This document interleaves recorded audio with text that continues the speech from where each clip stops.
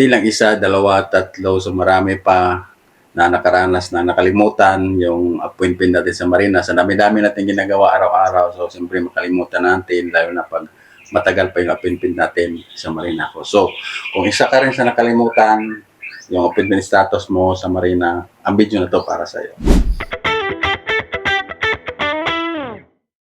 So, ganito lang gawin natin mga tol pag nakalimutan natin yung appointment status natin. Basta lang yung reference natin, reference number natin, screenshot lang natin. So, makikita natin yung appointment status at saka date kung kailan. Punta lang tayo sa ating Chrome and then i-type lang natin yung Marina OAS and then pinutin natin yung SID, SRRB. Dito naman may nakalagay na view my appointment status. So, dito naman sa view my appointment status, pinutin lang natin yung sa taas, naman nakalagay yung reference number. So, i-type lang natin yung ating reference number and then yung birth date natin. So, kumpletuhin lang natin katulad ito sa ginagawa ko and then pagkatapos, submit.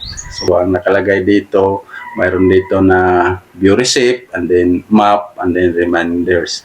So, pag i-click naman natin yung receipt, so ito naman yung makikita natin sa ating receipt. So dito nakalagay yung ating binabayaran, kung ilan yung binabayaran natin at saka yung pizza ng ating appointment. Kung hindi naman natin kabisado yung lugar, mayroon naman dito nakalagay na map. So dito pindutin lang natin yung map. So dito nakalagay yung branch ng Marina. Pindutin naman natin yung reminders. Mayroon dito sa kumukuha pa ng new, dito yung requirements sa new at saka yung sa renewal. So wag lang natin kalimutan dalhin yung ating mga requirements in case na hanapin ni Marina, may ikabigay naman tayo, may ibibigay tayo ng mga requirements.